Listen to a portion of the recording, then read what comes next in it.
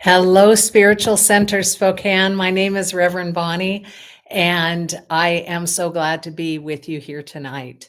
Thank you for showing up, and let's dive in. Last week, we talked about self love and what that really meant and how to apply it. And we're going to continue with that tonight. It doesn't hurt to go over it again and again and again, and maybe in a little different way.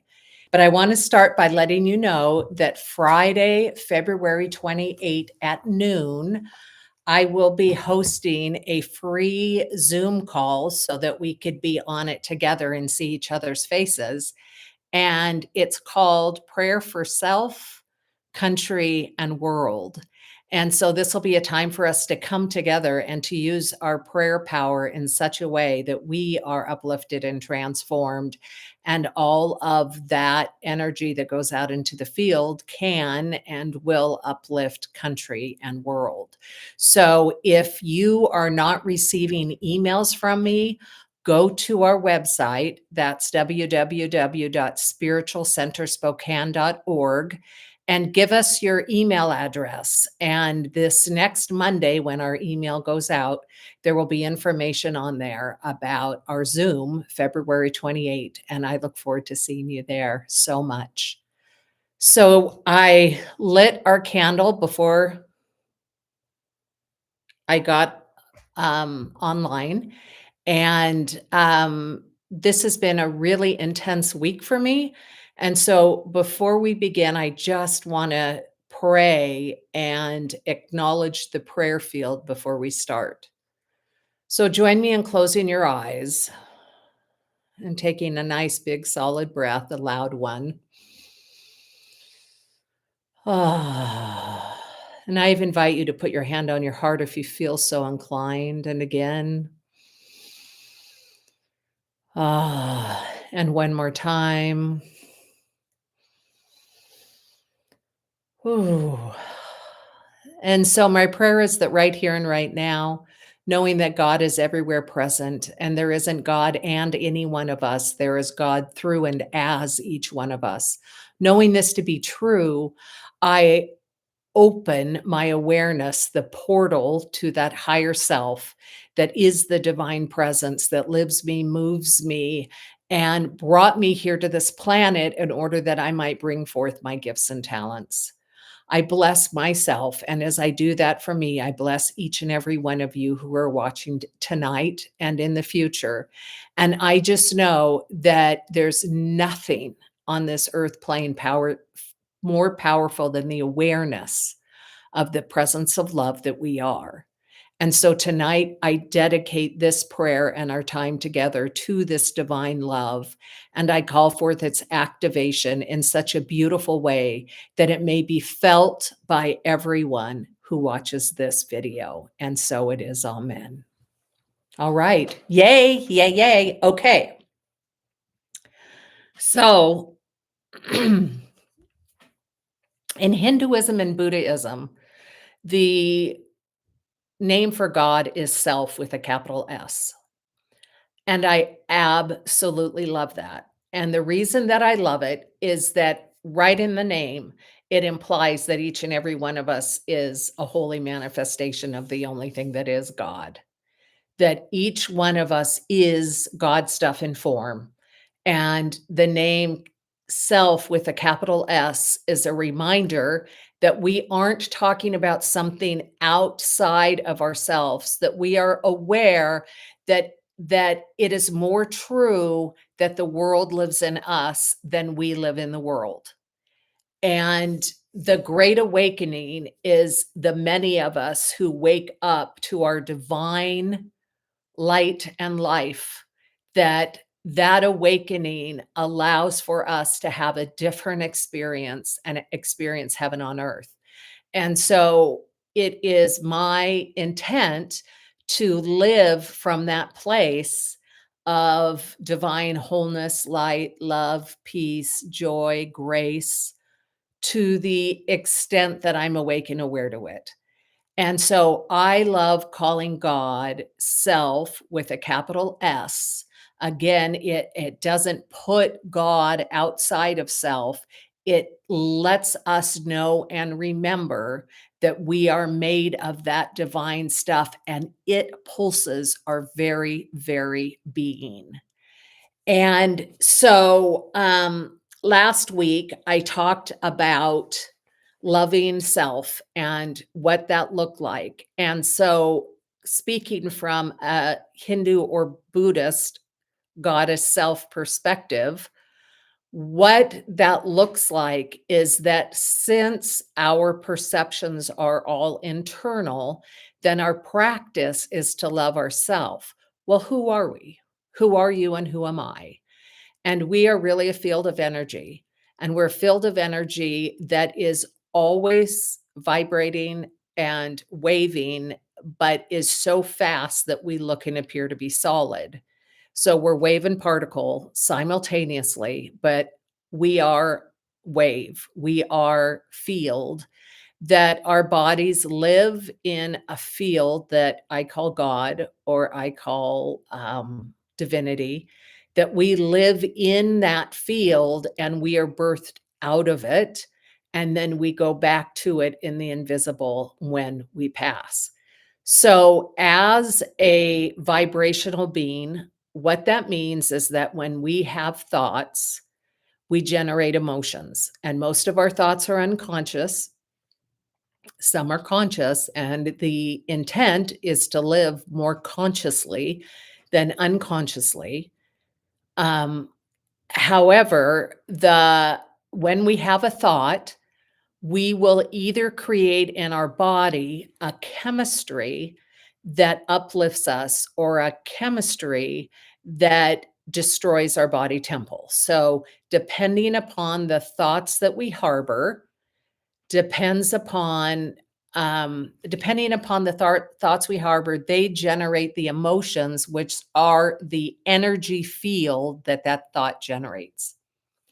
So, all of us who've been in metaphysics and who have been in mystical by nature are really aware of this. We get that if we put out hatred or disappointment or anger, that none of those are bad. But if we put them out and act out of them, that that's what we're generating and it has a direct impact on our energy field.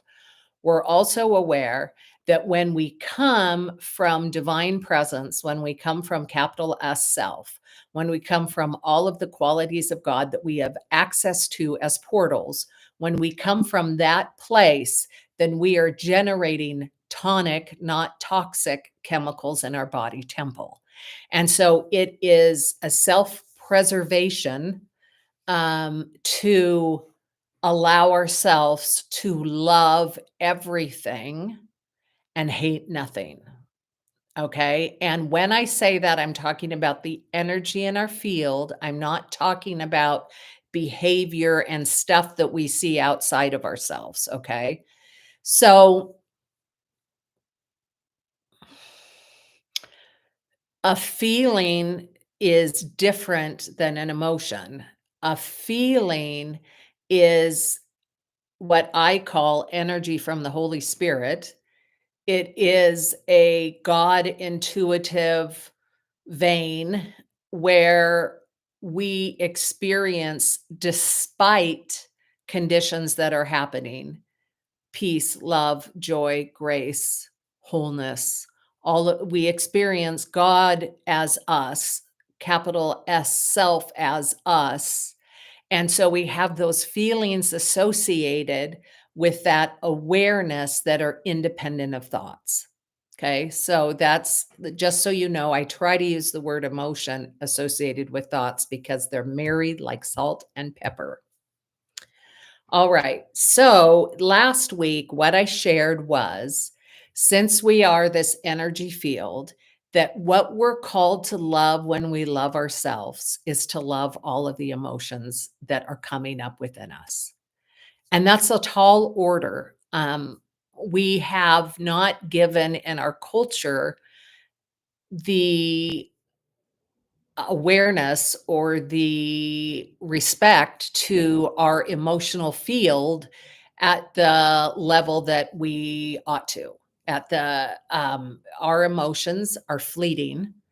They come and they go along with the thoughts. They're here and then they're gone unless we lasso them, jump on them like a little horse and ride them around the city. And then we keep them alive and active. And then eventually they start running. They become a part of our neuroplasticity in our mind and they start mapping out and running us unconsciously. So there's a lot going on in these cute little energy suits that we wear around and in the fields that you and I occupy. So last week I said what loving self means is that we're going to love whatever emotion comes up. And for some of us, we can be really uncomfortable in a state of joy or with the emotion of happiness. There are some people who cannot allow themselves to feel being happy because they're afraid the other shoe will drop. There's something in their system that they inherited through their ancestral lineage, or they themselves generated, or it's cultural, but there's some reason that they don't feel comfortable receiving all of the good that exists. So when I talk about emotions, I'm talking about all of that good, juicy stuff that exists. And I'm talking about the range of stuff that doesn't feel so good.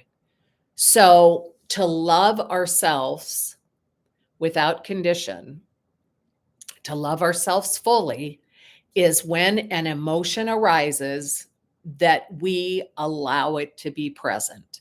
We don't drug it away. We don't drink it away. We don't smoke it away. We don't addiction it away. And all the different forms of addiction, from shopping to sex to all kinds of stuff. We don't go into a pattern to numb us. We allow ourselves to feel whatever that is. And having been in ministry as long as I have been, I have watched many, many people who experience an emotion they don't like turn around and package it up and then throw it at the nearest person and project on them. And that is a way of not feeling what you're feeling. It's another form of addiction in my in the loose word. It's something, it's a form of distraction that instead of me feeling this, I'm going to make you wrong and make you hold the burden. And then I can say that is outside of me and not in me. And when I come back to that, I come back to the saying that Jesus said, which is to love our enemies as ourselves. And that is because, or love our neighbors as ourselves and love our enemies. And that is because our neighbors and our enemies are an internal perspective and representation. So we do the love internally, and then we learn to have compassion for all of the emotional states that we have as a human being. We don't run away from them. And as we experience them, then compassion develops, and understanding develops, and appreciation of other develops. And we have the ability to see. We start becoming intuitive and aware and having these great insights because we aren't stuck in a pattern of trying to escape that which doesn't feel either really good or not good. So this past week, I've been actively practicing this. This has come up in a training class that I'm in right now. For this month, I've been taking a class on the genesis of healing, and what that is loving one's emotions. And so I'm sitting in a class every Saturday being reminded of this, and I wanted to share it with you because it's actually what I'm applying and what I'm playing with, and I am doing it more deeply than I have done it before, and therefore more stuff has come up than has before. So this week, I text several of my contacts on my phone and ask them to subscribe here to YouTube. And every last one of them who responded said yes and said amazing, amazing things that just warmed my heart. And one person said, no, it wasn't theirs to do. So that one no hit me in a way that opened me up. And I can't tell you what all of the emotions were with it, but I can tell you that it felt not good. And David Friedman wrote a book called The Thought Exchange that is one of my favorite books. I think I've read it 10 times. And I have permission from him to use it in a class. So maybe someday I'll do the thought exchange with everyone. But the genesis of the thought exchange is that people change their thoughts, but they don't get anywhere until they clean up the emotional turmoil that partnered with the thoughts. So it comes back to being with all that arises, and he calls it sensations. So he says, don't even give your emotion a name. Just be with the sensations as they exist in the body. And they are so, or they can be so incredibly uncomfortable that you could feel like you're going to die. But staying with them and welcoming them into your space and loving them changes who you are at the core, for it is a way that you're learning to love and to grow and to expand and to show up on this planet. So, as I mentioned, I had one person say no, and I would put the word devastating on it. Let's just say that. But it really wasn't an emotion as much as it was this huge sensation in my body. And because I'm in this class and because I'm practicing it, I sat in meditation and just said, hey, you sensation are welcome to be here. You can live with me for the rest of my life. I'm not going to push you out. I'm not going to distract myself in any way to ignore you. You are here and I am going to love you, and you may stay here. And so that took several hours of revisiting it when it showed up. And it was lovely because I didn't make this person who said no wrong at all. I totally got it. I say no to things, and sometimes people have hurt feelings, but that is about them receiving it, not about me doing it. Okay. So that's a whole nother thing. So I probably went through 3 hours of on and off, just having these feelings that felt raw and exposed and vulnerable and scary and all kinds of stuff. And I just sat with myself and loved myself through it. And then, of course, we had a week of extreme actions at a governmental level.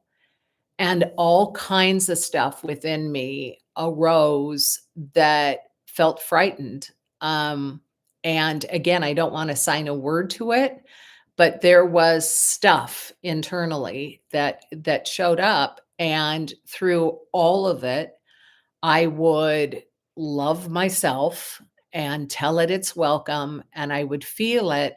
Now, Jack Kornfield, in his book, A Path with Heart, that's one of my favorite books of all times. I want to say it's like 27, 28 years old. And I have read that one 30, 40, 50 times and taught that class several times.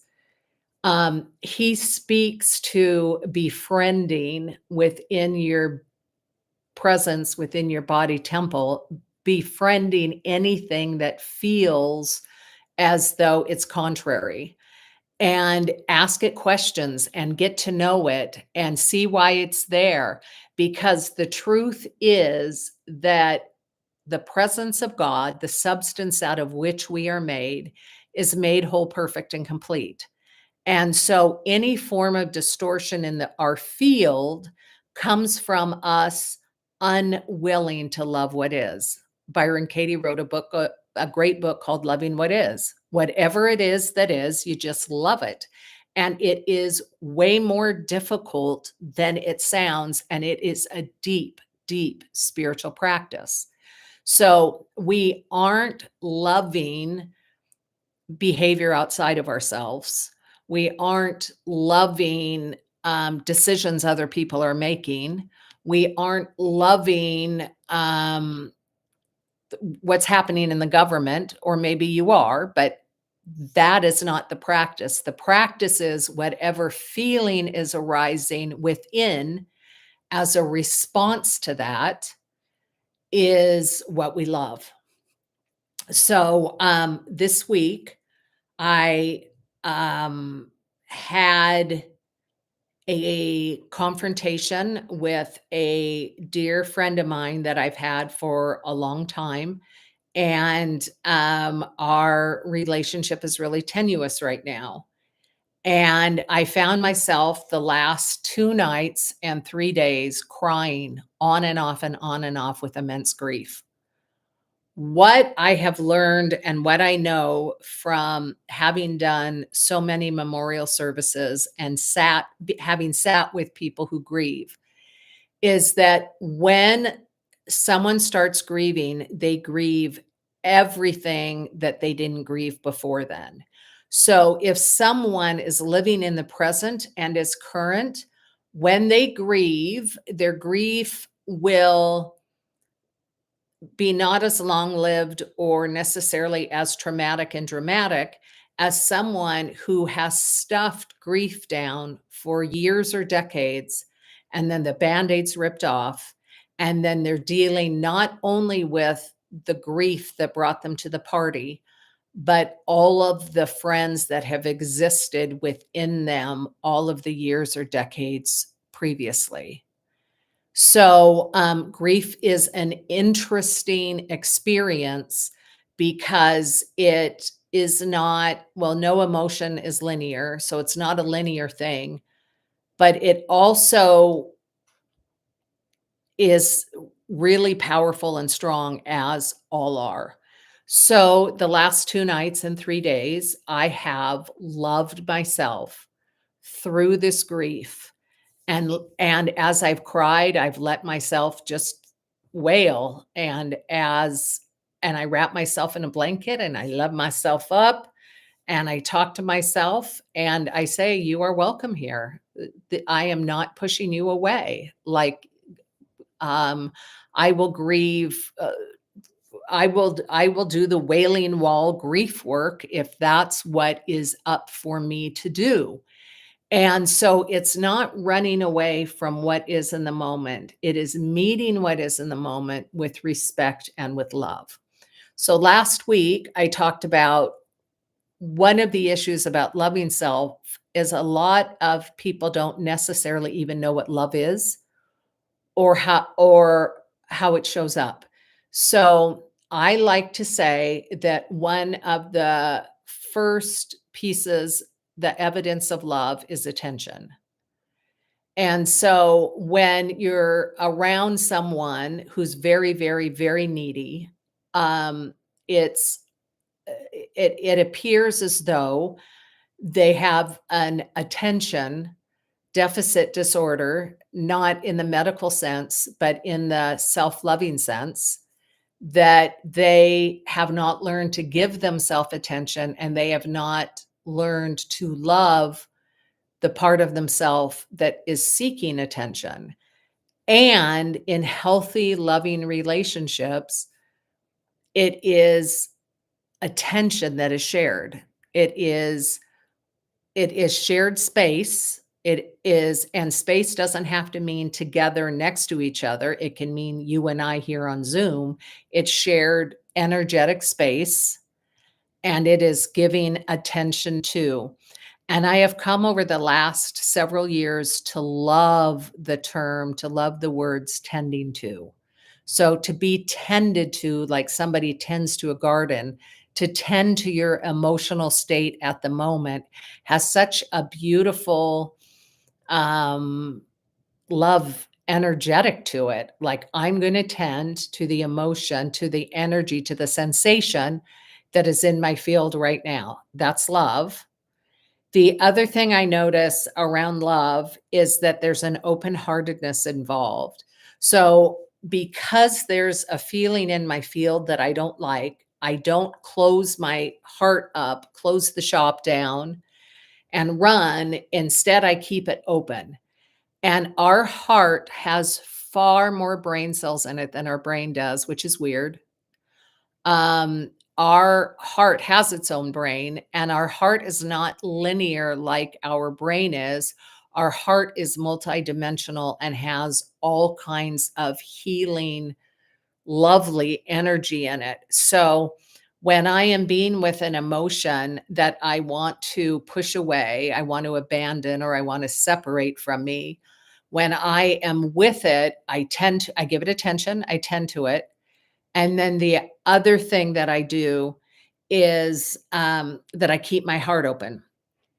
And when you are in the presence, and I am in the presence of two people who deeply love each other, there you can feel the field between them. You can feel the field around them. You can feel this beautiful level of acceptance that's quite remarkable. And so this is the what I'm invoking when I'm doing the love of self or the love of the energy that is arising in my field at the moment.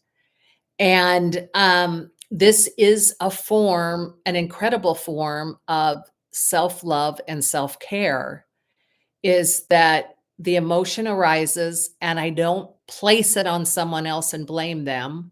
I don't say, you did this. I'm aware that it's my emotion that I generated from within. And there's always information in it if I ask.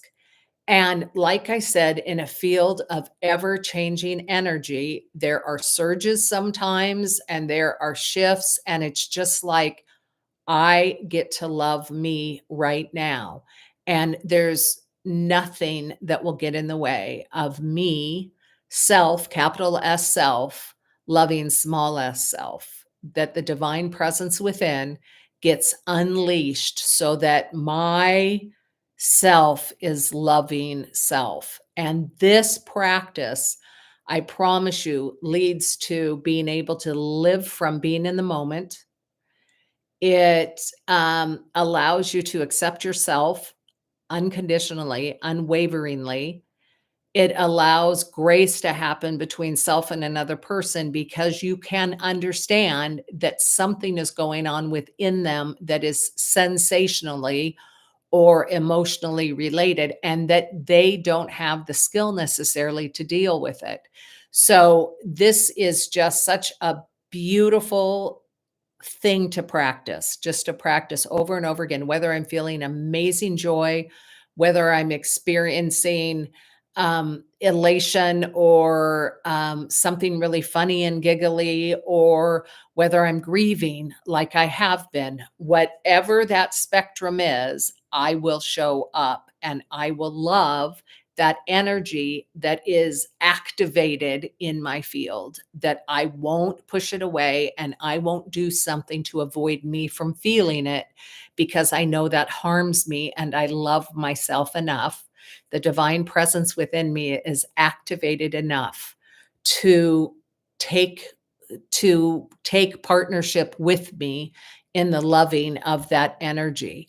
And I think this is a lot like what the bodhisattvas do for humanity, where the bodhisattvas in Buddhism are people who are enlightened, who come back, even though they don't need to be reincarnated again, but they come back in order to be of service to humanity. And so I always saw them as like spiritual vacuum cleaners, or spiritual transformers, where they take an energy and transform it so that the burden of carrying it is not within an individual. So, yeah, it's beautiful. And of course, that's what Jesus did. I mean, that's the teaching of Jesus, right? Is that my yoke is light, that there's a lightness of being to all of this.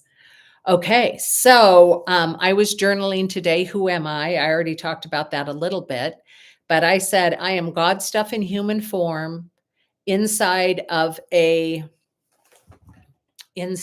power grid. Ooh, I was good. Who am I? I am God stuff in form inside of a power grid. And so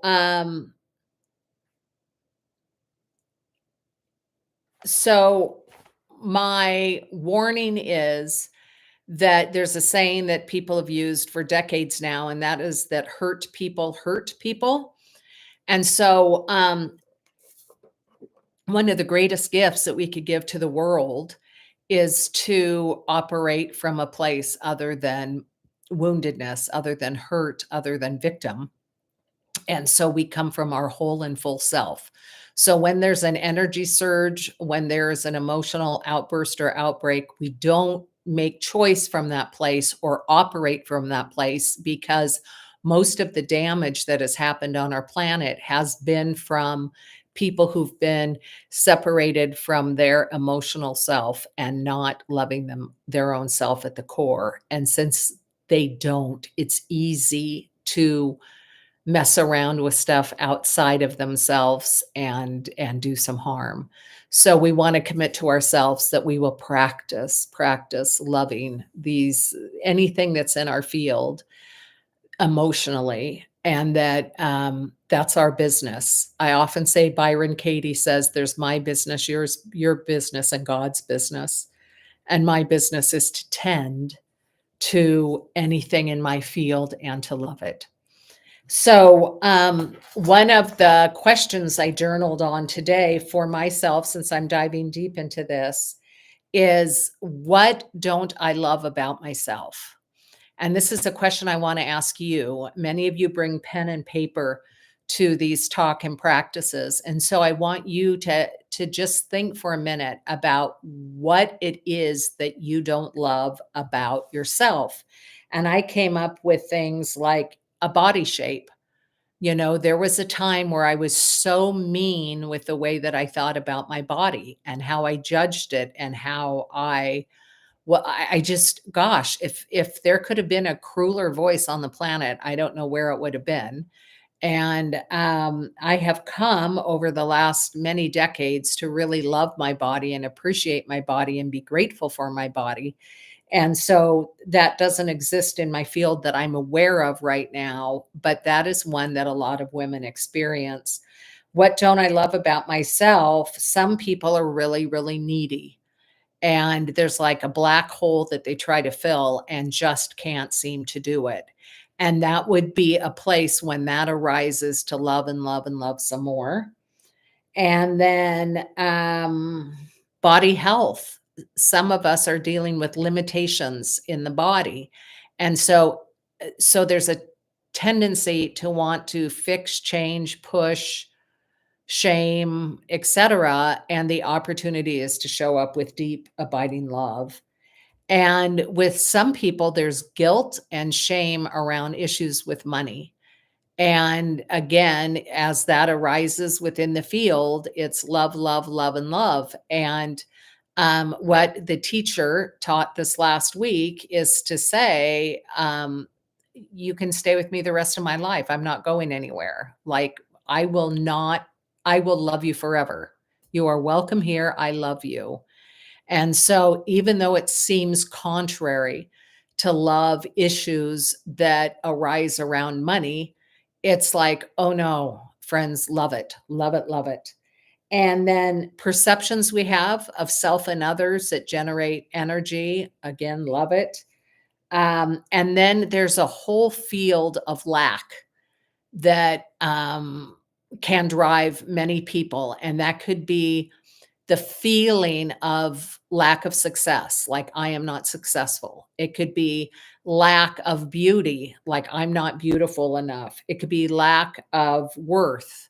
I'm not worthy. It could be lack of love. Nobody loves me. It could be a lack of money, the feeling of being impoverished. Whatever that is within, and as it arises, we love it, love it, love it, love it, love it, and that gets the freedom to change. So, in meditation today, I'm going to invite in, oof, I'm going to, so there's a couple things I want to say.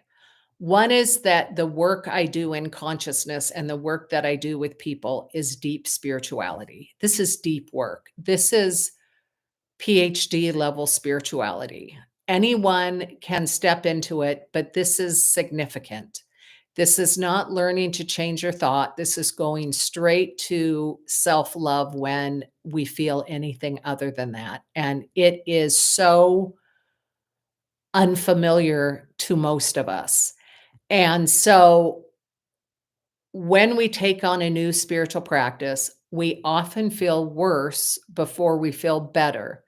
And so, what I want to invite you into knowing is that the presence of God is within you, and you are enough to be able to practice this love. And if it gets really overwhelming, then working with a spiritual advisor like me or someone else, working or gay or someone else, working with a therapist or talking to a best friend, like having a person or persons who you can process this with may be helpful. Um, I also believe that all of this is simply energy, but because we're so afraid of energy, we're afraid of anxiety and we're afraid of stress and there's just so many fears. And if you aren't ready for this, then my suggestion is to do silent meditation, because in silent meditation, our body is going to bring up anything we need to see anyway. And we don't need to go digging. This shows up every day. So as things arise and we're in meditation, we get to sit and be with whatever that is. So I want to point that out.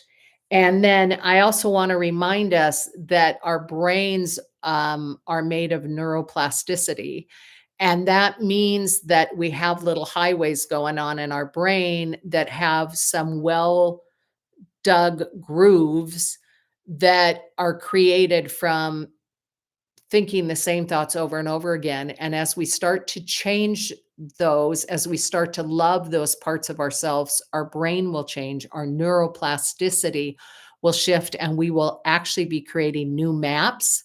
And there's this thing called pruning that happens. And when we have not been actively obsessing or running a program in our mind, I think it's a 6 or 8 week period. I'd have to go back and read about the whole thing on pruning. But there's a period of time where if we haven't used that part of ourselves, it like energetically it dries up, and it's like it's pruned off because there's a new there. So you and I are always creating ourselves moment to moment, day to day, in such a beautiful way. And that happens because we are an energetic field. And so we think we're solid, but we are so much more than that. All right, so we're going to enter into a meditation, and we're just going to practice loving ourselves tonight. And I want to thank you for being here. And I want to remind you that on February 28th, Friday, from noon to 1, there is a Zoom call so we could see each other. And it's on prayers for self, country, and world.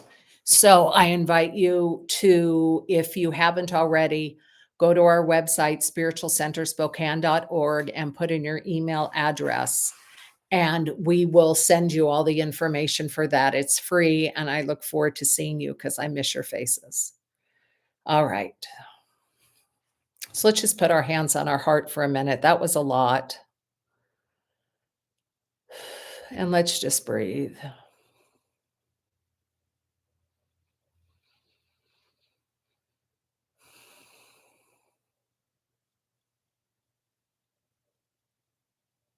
And I was going to ask you questions about love of self, but I'm not going to. We're just going to love ourselves. We're going to practice that right now. So let's place our attention on our feet and feel them on the ground, knowing that as electric beings, that just as electricity in a house needs to be grounded, our body temples need to be grounded in order to be able to shift energy around safely. So we ground our feet.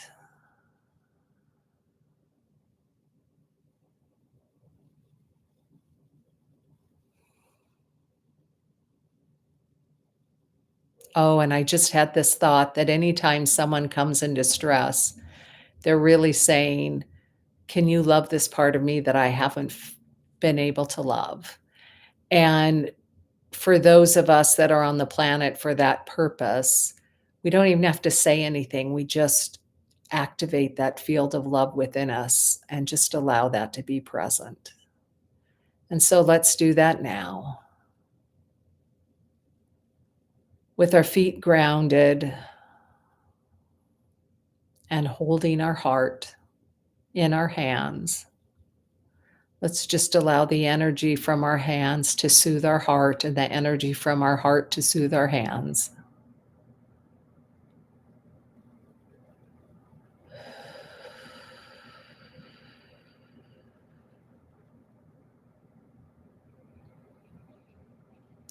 And I don't think I'm going to open a lot of portals tonight on our bodies, in our bodies with our temples.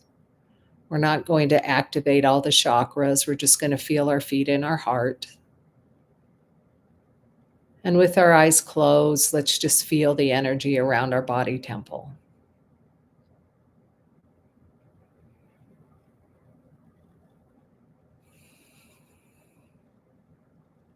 And if you notice when you're feeling that anything is wonky, then just continue to breathe with the intention of restoring and renewing, revitalizing, and just allow that intention to shift the field.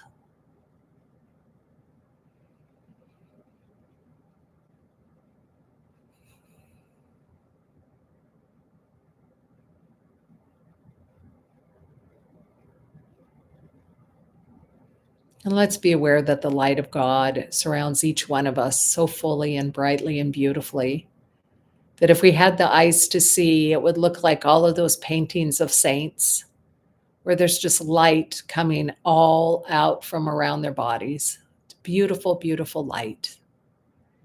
And so allow that light to just feed your body temple right now.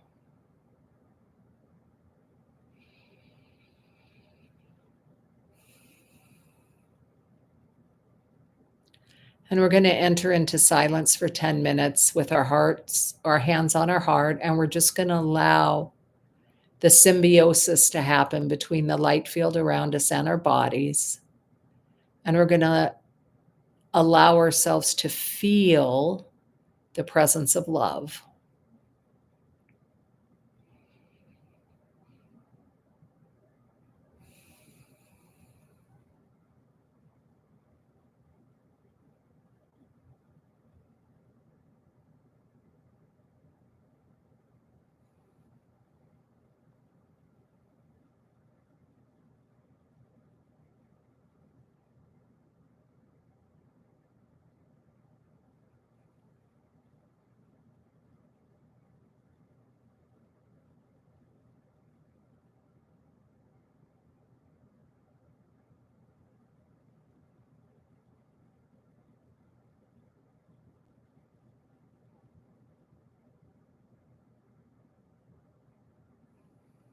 And don't forget as you're meditating to breathe.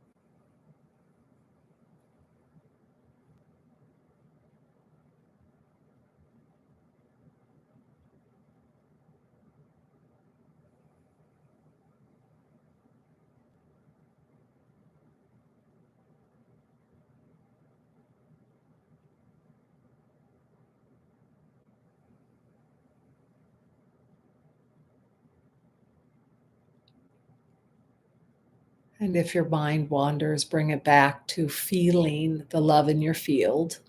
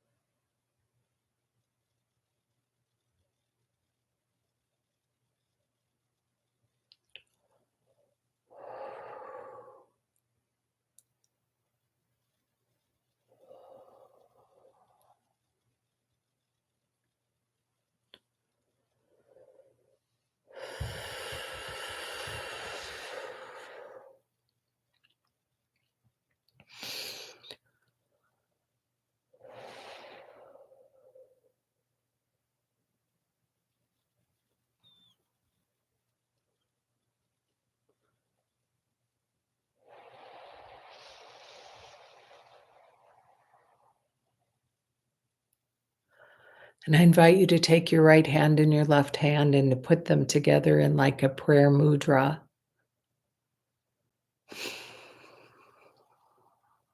Taking the left side of our body and the right side of our body and bringing them together as one in our hands.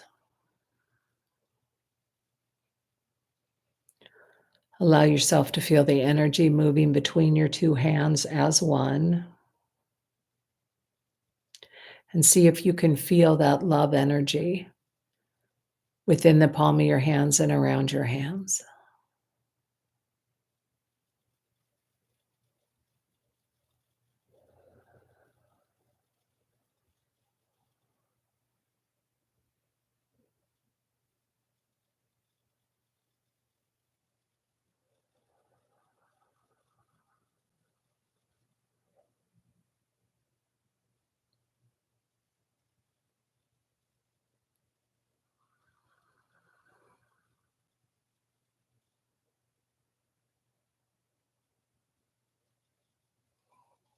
And feel the energy in your body temple itself.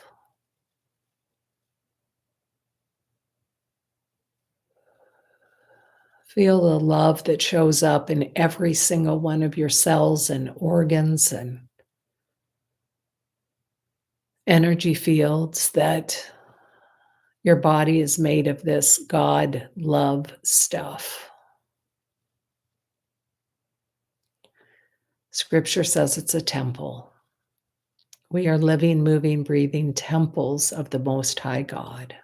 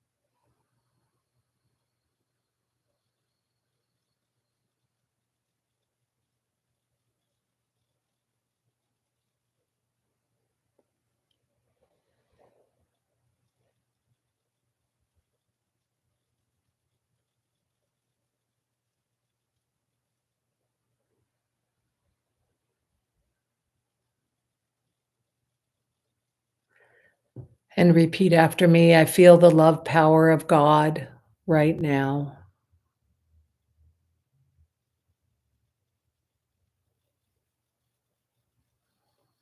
I welcome the awareness of the love power of God right now. I open to receive the love power of God right now.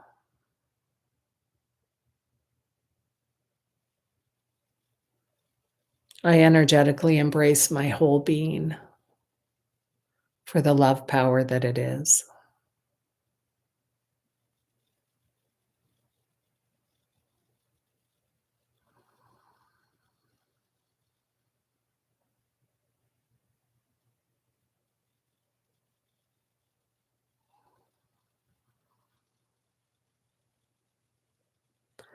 I commit to giving myself grace.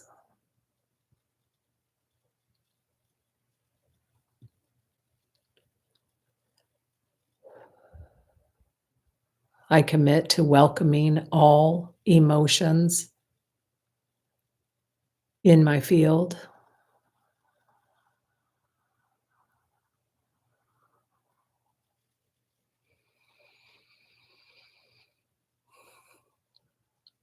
I realize that love is not an emotion, it's a God quality. It's a presence within me. It's the capital S self.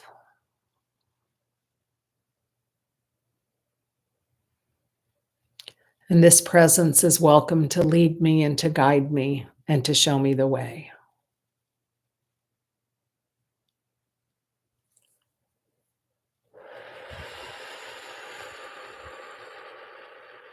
And let's open our eyes.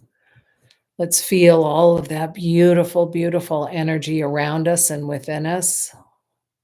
This wholeness that we are and that we always are. Let's take some breaths and just feel how different our breath feels when we are conscious and aligned,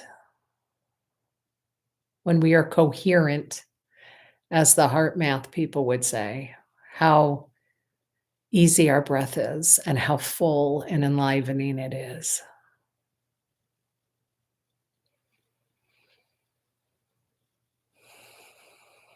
And so I give thanks that you showed up tonight or whenever you showed up on YouTube. And let's close in prayer. I give thanks that the mystics have taught us, and scripture and all religions say, that everything begins in God and comes from God. And so I give thanks that whatever word is used for that presence, that you and I are living, moving, and having our being in it. And I give thanks for the continued expanded awareness that some people say lived in Buddha or lived in Christ or lived in any enlightened master. The awareness that life itself is who and what we are, and it is good.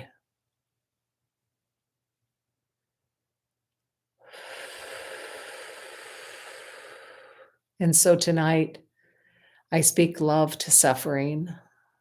I speak love to loneliness and sadness, and I speak love to any of those energetics that feels that we are somehow separated from the only thing that is. And I give thanks we come together to remind ourselves of who we are and what we are. And so I bless each one of us. I bless tonight.